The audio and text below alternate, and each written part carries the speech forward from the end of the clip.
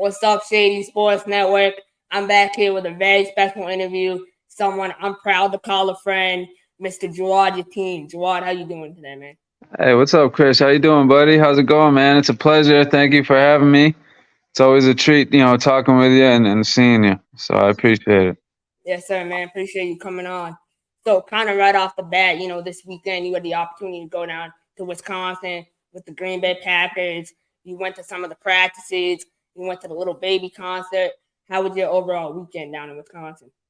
Oh, it was great. It was great. Made a couple good friends, over there who were in their front office, and they invited me out to go hang out for a little bit, during their training camp, and coincidentally, I mean, the Patriots were there, and it was they had their joint practices and then the preseason game, and yeah, it was a great time. And then during my free time, I made uh, sure to see what was going on in the area, and just so happened there was a show out there, and decided to check it out. So it was a great time, a great weekend, a great week. Very nice people out there. Very, the area is awesome, and it was good weather. So, it was a good trip at the end of the day.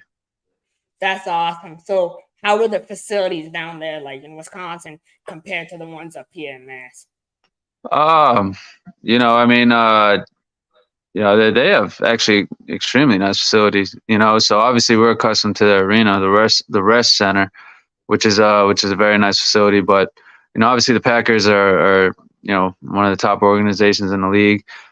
From an on the field and off the field standpoint, and they invest a lot into their facilities and their whole aesthetic, and their practice facility was wonderful.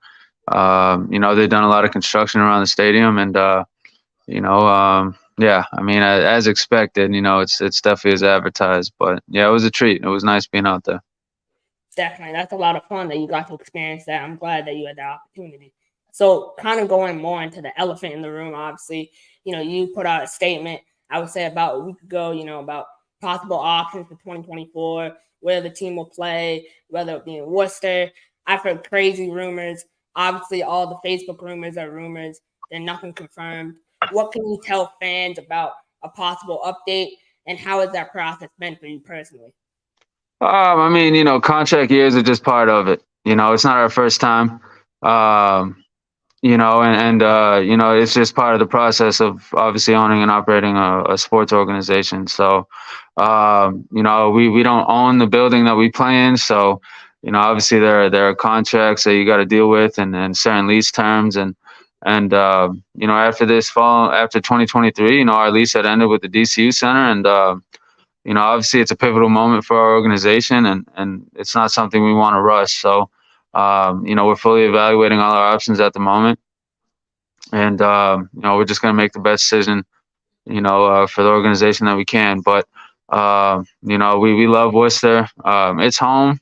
This is where I grew up. It's where my family lives, and so obviously it's got a special place in our heart. But it's always business at the end of the day. So, and that's really all I can say about it. But we have spoke with arenas within Massachusetts, and arenas outside of Massachusetts, and one thing I can say is that it takes two to tango. So just because we might have a desire to be in a certain market or in a certain area, the arena has to be on board as well. Because if they're not, then some of those options aren't really options. But we do have multiple offers on the table, but we're just going to evaluate each marketplace, weigh the pros and the cons, and then make a decision from there.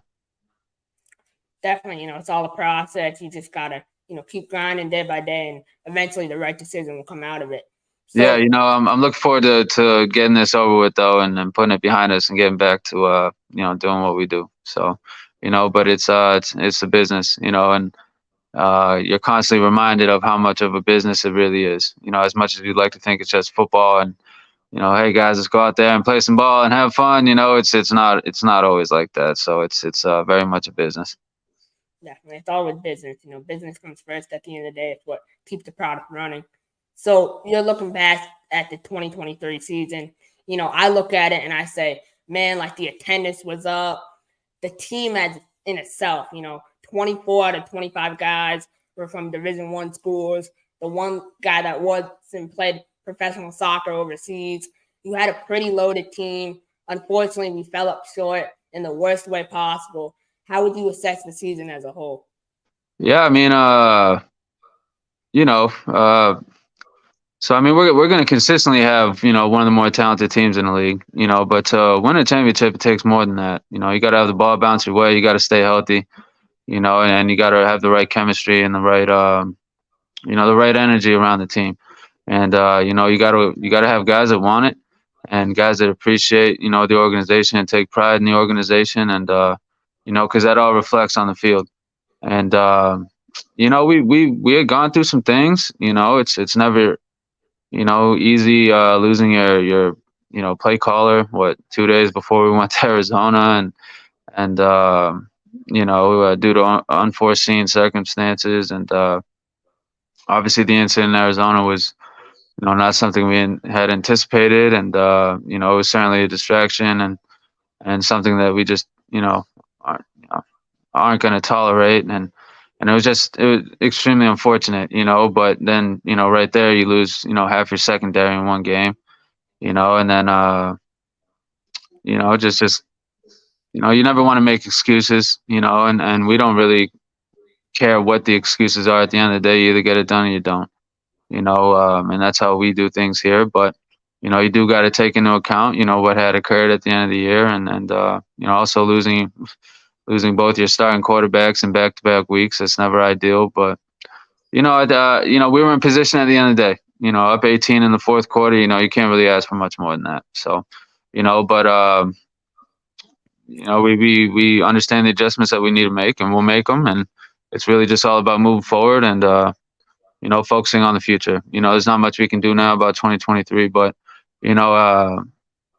it's just usual Pirates football at the end of the day. We're going to be in it. We're going to be in the mix. We're going to be contending every year in and year out. And this year was no different. We just didn't get the job done. So we got to do better. We got to be better, and we will. Totally agree with that. So kind of transitioning to something more positive. Recently one of our Pirates made an NFL debut, Lukas Denis, number 41 with the Atlanta Falcons. I mean, that's just incredible watching Luka go from the IFL to the NFL in less than a year. What's your relationship like with him? Lucas is a great kid, and extremely humble. The crazy thing is, he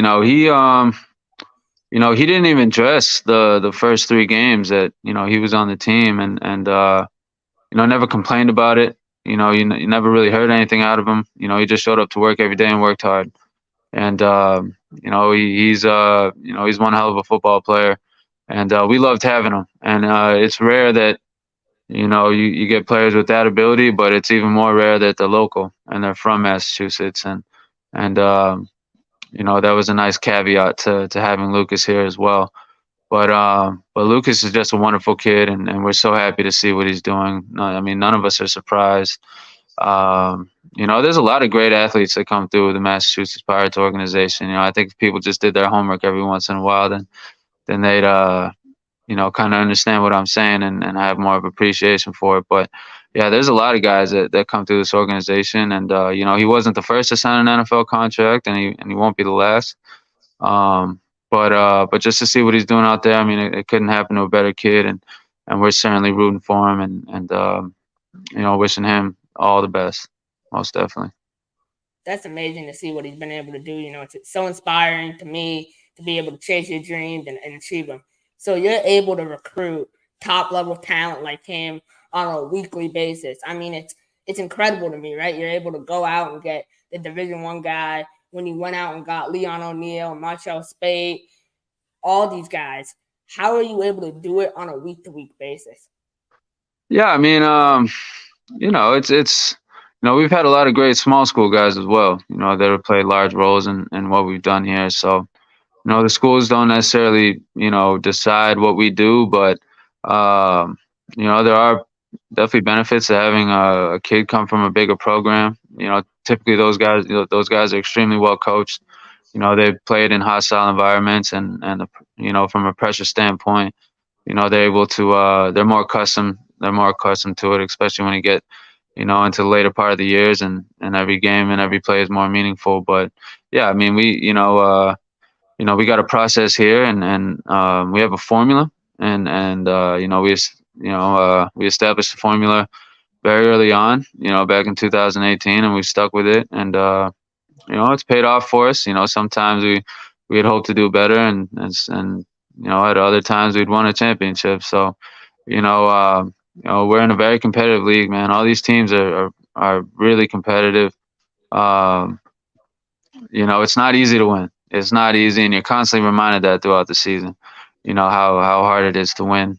Consistently, and but yeah, I mean, you just got to stay prepared throughout the year. Because there's a lot of circumstances that you don't really account for.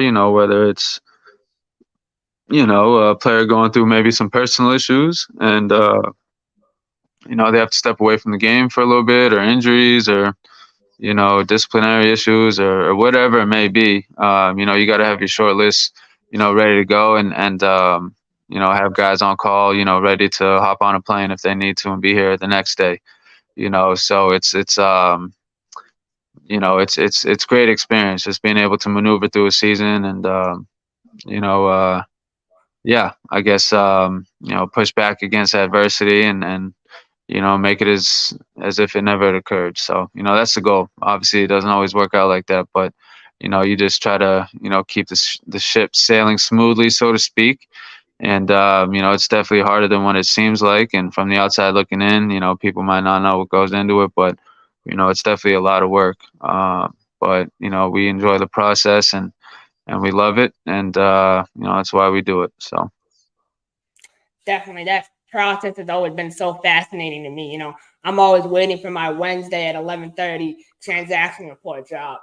Really yeah, excited. no, hey, yeah. I mean, you get a pretty in depth look at it. We had you in the office this year. We threw you on the staff towards the end of the year, so it was good having you around, man. I know the guys enjoyed it too. It was awesome. I can't wait for next year, wherever that may be. So obviously, you look at the indoor football league. It's growing year by year. The NAL was an awesome league, but then we went to the IFL, and oh my God, is that an amazing league? The way it's run, the teams, everything about the IFL is so special, and I really see a long-term future for this league. What do you envision the IFL looking like 2 to 3 years down the road when it comes to television contracts and marketing deals? Todd Tryon, our commissioner is more equipped to answer that than I am. But just from my perspective, I mean, Todd does, an absolutely amazing job. When it comes to just, creating opportunities for the league. The ownership groups in our league are very strong, and they all take pride, in what they do, and it's a big testament to obviously. Everyone that's involved, from a league level, but obviously, the owners that make up the board too, so it's a wonderful group to work with. We don't always agree on absolutely everything, but, we're able to have constructive conversations, and take it from there. But, I mean, the league had already introduced, the CBS Sports Network, they aired the championship game, a few weeks back. And I can only anticipate that relationship growing as we move forward. When it comes to sports wagering and gambling, I know the league had introduced that, this year, and I know it. We benefited from it from just an attentive standpoint, and just a brand awareness standpoint. So those are positive things, and I know Todd's grinding away on just building the league, and we have some very exciting expansion news coming up. I'll wait for the league and those teams to announce that. But yeah, we're excited about expansion. The league is certainly growing. This is the cream of the crop in arena football. This is the best of the best. This is the highest level of arena and indoor football that you could possibly have. And, it's a very entertaining product. Um, a lot of exciting games this year. I know if you watch us, I mean, even the playoff game, that was highly entertaining. Obviously, it didn't go our way, but from a fan standpoint, it's very entertaining. And then, even the week before, and then we've had our game against Green Bay when we won on a 2-point conversion at the end of the game. I mean, just a lot of exciting moments, and nice rivalries, and yeah, so. The league is only going to keep growing and getting stronger, and that's a testament to Todd and obviously the rest of the board. Yeah, we're excited. Definitely. I mean, the league has grown so much. I can't wait for this expansion news. I have kind of an idea what it is, but it's going to be major for the league, and it's going to be good. The more teams, the better. Yes, So sir. Yes, sir. the level of competition, close games. One player that kept you in all those close games, and one was quarterback Anthony Russo from Michigan State and Temple. Russo has been amazing his rookie year of indoor football. To put Yeah. it in perspective, when I look at stats, I don't look at just the IFL. I look at IFL, NAL, NTIF, and I put them all together. Anthony Russo is top 3 in every stat category throughout all 3 leagues, which is super impressive. How have you been able to watch his growth throughout this past season? Yeah, I mean, he came out firing on all cylinders, to be honest with you. I mean, had started against, the eventual champions, on 3 days practice and played one hell of a game at home and ended up, leading us to victory. So, it didn't, maybe took you one practice to kind of see just the type of ability he had, and what kind of player he was, and none of us were really surprised with what he was capable of doing this year and what he ultimately did this year. So, but he's one heck of a player. We were certainly happy to have him, and he made a ton of plays for us, and just naturally, he's going to get more comfortable as time goes, and as the reps accumulate, you know. You're just gonna have, it is a different game. It does take time to get used to, and sometimes when you have a player that's that productive that fast, you take for granted, that there still is a process to go through. But his ability to come in and gauge what we were trying to do and learn the playbook and ultimately get a feel for the game sooner rather than later was extremely impressive. And yeah, I mean, he can absolutely toss the pill. He can sling it. He's a spot thrower. He anticipates extremely well. Very accurate. Composed in the pocket. Big body. He could take a hit. We, people might get on him, but he's more athletic than you think. And we obviously want him to protect himself out there, but at the same time, we kind of kept letting him know, like, hey, if you need to take off, you're more athletic than you think you are. So, but he's just a wonderful kid too. Works extremely hard, and I hope to see him back outdoors. I think he certainly deserves it. So we certainly wouldn't be surprised if he's back outdoors. But we loved having him. He was a great guy. And then also Alejandro Benefield. Just how he approached the whole year. Was just unbelievable in itself too. He's a very selfless guy, and you're talking about a guy who's won a championship game MVP. Led a team to a championship, and our all-time leading passer, and our all-time most winning quarterback ever. For him to approach the season the way he did and act as he did, is unbelievable in itself. So, um, you know, uh, we're certainly happy to have him, but yeah, none of us were surprised by his production. But at the same time, he had a lot of great, weapons around him. He had a amazing offensive line in front of him that gave him a clean pocket for the most part all year. A great set of weapons. When it comes to the receiver position, and obviously Jimmy in the backfield. So, he had a lot around him too. But which just elevates, your game as a quarterback, and when you're already as talented as you are, then you start putting up some serious numbers, and that's what he did. So. And the way he played reminded me of another quarterback, which happens to be yourself. You were all state quarterback. Yeah, no, he's certainly a lot better than I was, but I appreciate that most definitely. So kind of, I mean, transitioning into that, you played quarterback, you played at the professional level, you were an all-star at my high school. You were the greatest thing that happened in my high school. We never really recovered after we won that state championship. Tell them that. Tell them that.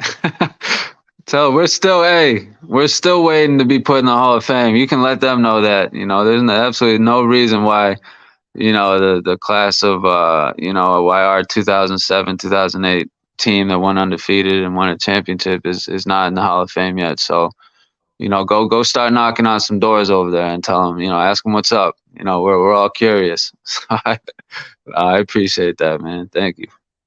I mean, they need to change some stuff around over there to say the least. But winning a state championship at the high school level, I went back 3 weeks ago and I watched that whole game, kind of reliving the glory days because I'm a senior in high school. I know I'll never be able to experience that again. But you winning that championship, how amazing was that for you?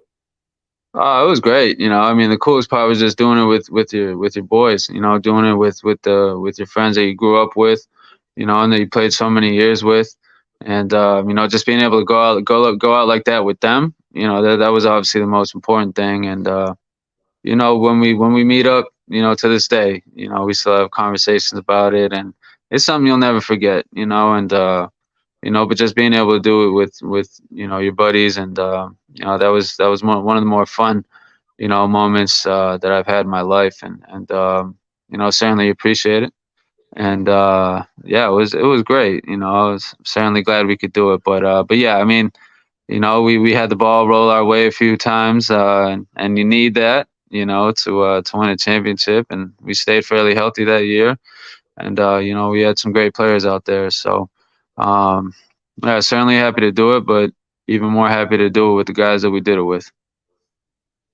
For sure.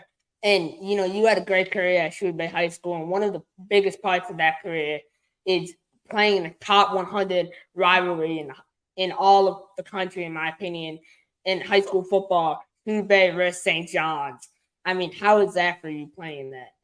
Man, that game was the game my senior year. Well, we should have beat them my junior year, and that still bothers me a little bit. But we definitely had them beat our junior year at their place, and after that, after we let that one slip, that put a real sour taste in our mouths. So we got off to a hot start my senior year, and so did they. So that that that game senior year was like a movie. It really was. I mean that I don't know. I mean I haven't been back to a game in a little while, but I mean, I don't know if I've ever seen that stadium as full as it was that night. That was pretty unbelievable. And just to win the way that we did on a fourth and goal, I remember throwing a fade to my boy Mike, Keika, and he caught it to give us a lead, and ultimately they missed the field goal at the end, and just seeing everybody storm the field, and just the atmosphere was just unbelievable. But yeah, to be able to beat them, and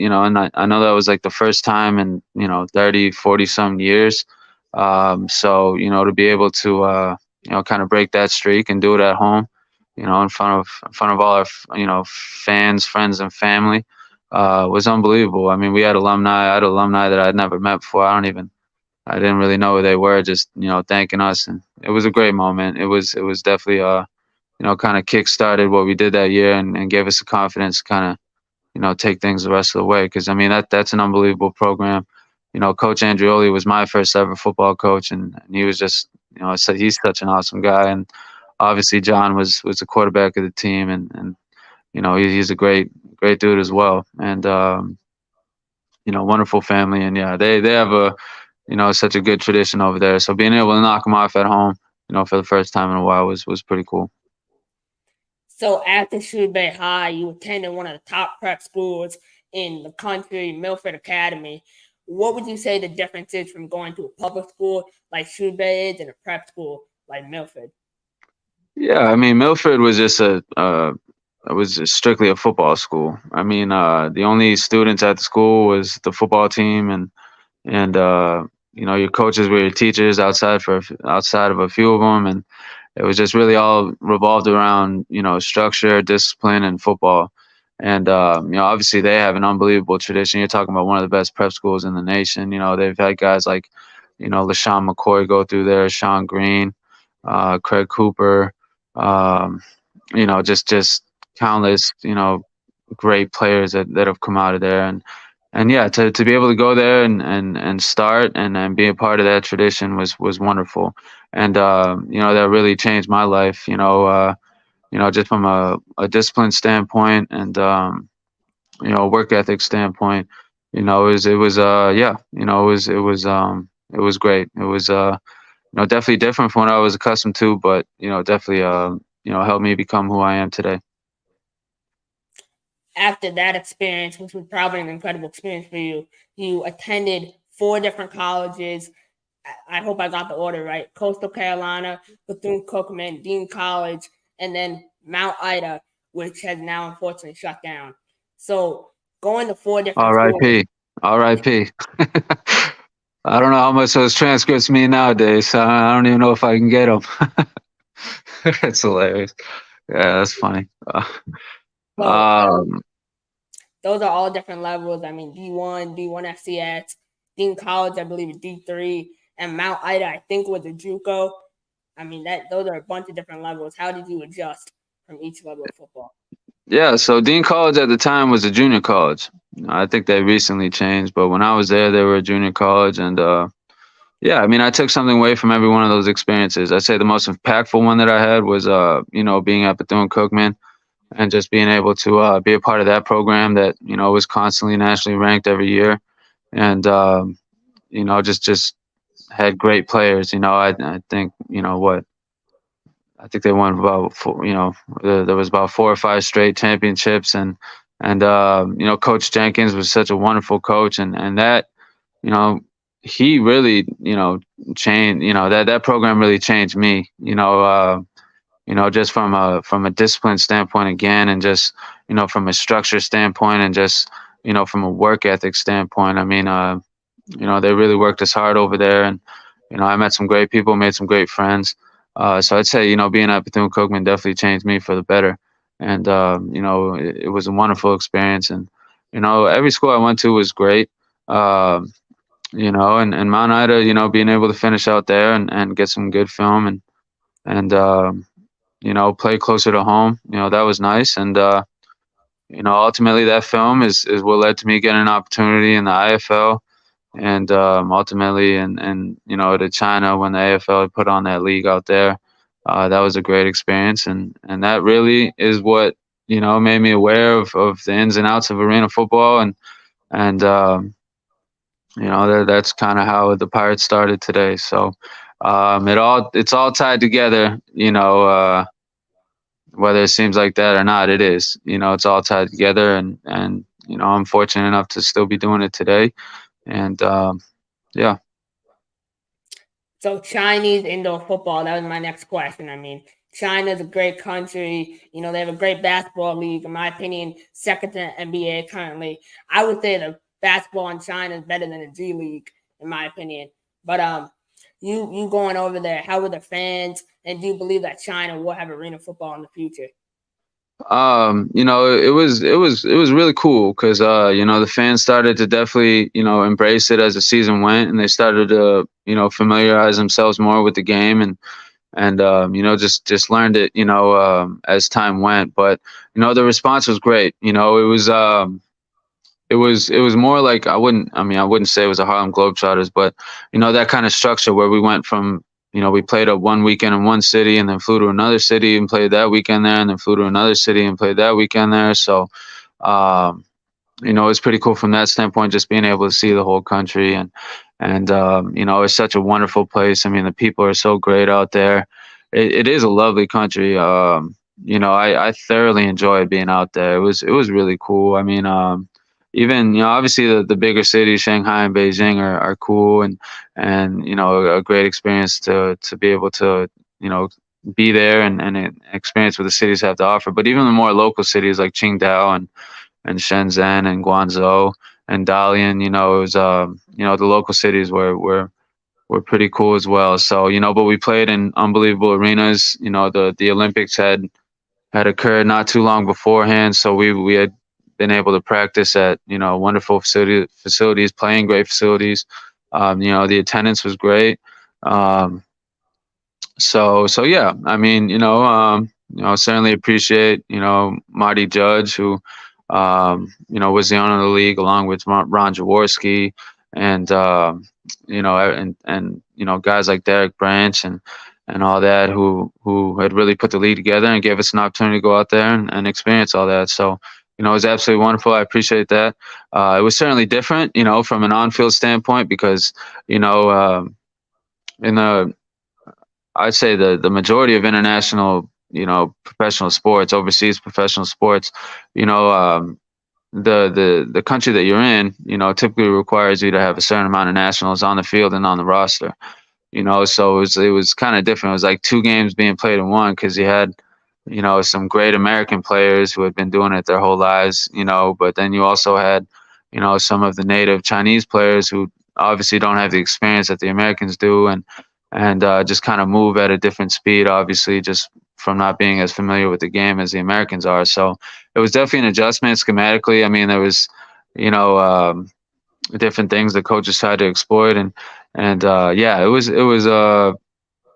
was definitely different, but it was a great opportunity for me to get film and play against guys who had been competing in the AFL for a while and just learn the game that much more. So, but while I was there, I was very attentive to the operations, and the logistics that went behind the league and everything like that. So, I took all those experiences and internally compartmentalized them and put them in the storage unit inside my head and even today I refer to my experiences in the past, and it's helped the way it's helped shape the Pirates. So That sounds like a great opportunity. Another great opportunity that you had is being able to work in the music industry, which I find so cool.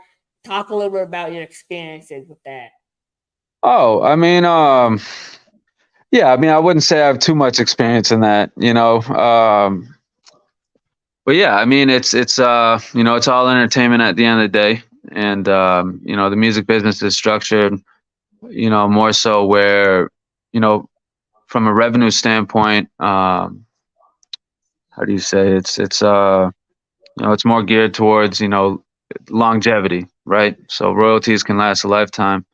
You have artists that are still making music from songs they made 30, 40 years ago. So that aspect of the business is appealing, but it is a different business. And yeah, I mean, I wouldn't say I'm heavily involved, but yeah, I mean, I'm certainly curious, to see what can come about. And I am discussing, potentially working with a couple artists, but mainly from an investor level. No, I'm not, you won't catch me in a studio putting beats together and getting behind a mic, that's for sure. So, just more of an investment type of, um, position, so to speak. But yeah, I mean, it's all entertainment at the end of the day. And, maybe I can utilize some of the, connections I've made, through the Pirates and arena football in terms of venues and DJs and production and advertising and PR and everything like that. To maybe assist with some of the people that I'm could potentially be working with in the future. But yeah, so we'll see. We'll see. That's very much in the infancy stage, and yeah, I mean, I'm just looking forward to Pirates football. Definitely. So, kind of coming up on my last couple of questions for you here. You're someone young in the sports industry. I'm a young person myself. What's your biggest piece of advice for younger people in the sports industry? Um, that there's always a, how do you say it? There's always a way to figure out a way. You might not have the answer right away, but if you care enough, you'll figure it out, right? Because there's always a way to find a way. So, especially for me when I had first started the Pirates, I had absolutely zero experience. Starting an organization from scratch, let alone operating one, and ultimately being successful the way we were. But at the same time, myself, the people around me, we put in an extreme amount of work. A lot of sleepless nights, a lot of anxiety, a lot of just not going to bed until we got done what we needed to get done. And I really put everything aside at that point in time. My personal life, my health, really everything. The only thing that mattered at that time was making sure the job got done. So, um, you know, it, it worked for me, and that's really all I can speak of is my experience and what worked for me and what didn't work for me. So, when it came to getting the Pirates off the ground and getting them operating, there was nothing that was going to get in the way. I didn't care if I had to stay up, 2 days straight, chugging Celsiuses and just going from meeting to meeting to meeting, phone call to phone call to phone call, and yeah, it was all worth it at the end of the day. But yeah, I'd say don't ever feel like you can never find the answer. There's always a way to figure out a way. If you don't have it right away, man, figure it out, because there's a way to figure it out. But it's up to you to go figure out how to figure it out and make it happen from there. It might sound simple, it might sound cliche, but it's true, and I've experienced it, and I found a way to figure it out, and we've done all right up to this point. So that's great advice. Something that I take with me too. If you want to find a way, you can find a way. So, final question for you here: the 2023 NFL season is upon us. Give me your one sleeper pick for the season. What do you think is something that we're not going to expect that's going to happen? Are you talking about a team, or are you talking about a player, or both? Either or. Well, I'd say I just came from Green Bay, and we got a good look at them. I think Green Bay is going to be a sleeper team out there. That people might not have the highest expectations for. Obviously, when Aaron Rodgers leaves there, people just assume that they're going to go by the wayside. But no, that's one heck of a football team, and I feel like they've drafted extremely well recently, and Jordan Love is, in my opinion, one heck of a quarterback, and they got a great offensive line. They have some great young offensive linemen. I feel like that's certainly one of the strengths of their team is their offensive line. They got a lot of depth there at the offensive line, and they got a great backfield as well. They got obviously Aaron Jones and AJ Dillon, but guys like Patrick Taylor and even Emmanuel Wilson, who had one heck of a preseason, first preseason game, and then he had a great game last night against the Patriots too, and they got a really good defensive front, in my opinion. That kid Anagbare from South Carolina, I think he's going to be one heck of a player. They obviously got Jair Alexander and yeah, I mean you can go down the list there, but they're a pretty deep team, and I think they're going to be certainly a sleeper team, and they're going to be in the mix, this upcoming season, in my opinion. Definitely, that's definitely. And that kid Musgrave, their tight end that they drafted, that kid's going to be somebody. I'm going to tell you that right now. That kid is going to be. He's going to be somebody. That was one heck of a pick, and I feel like he's primed to be. He's going to get a lot of. He's going to be utilized a lot. Just from what I'd seen. In practices and he's going to get a lot of targets, but he's going to be a pretty good football player for them. There's no doubt about it. I'll be on the lookout for them for sure. I'll come back to this video and see if I could have drafted him in my fantasy league. So yeah, we'll see. But Jawad, it's been great having you on, man. I learned a lot from you today. I appreciate you, taking the time out. I look forward to seeing what you and the Pirates have in store, and I'm really excited for 2024. Oh yeah. No, I certainly appreciate you you having me on, and yeah, it's always good to see you, man. Always good to speak with you. You're obviously part of the Pirates, so it's always good chopping it up. So anytime you guys need me, you let me know. I appreciate you having me on. Yes, sir, man. It's all love. I'm a game changer. I'm a game changer.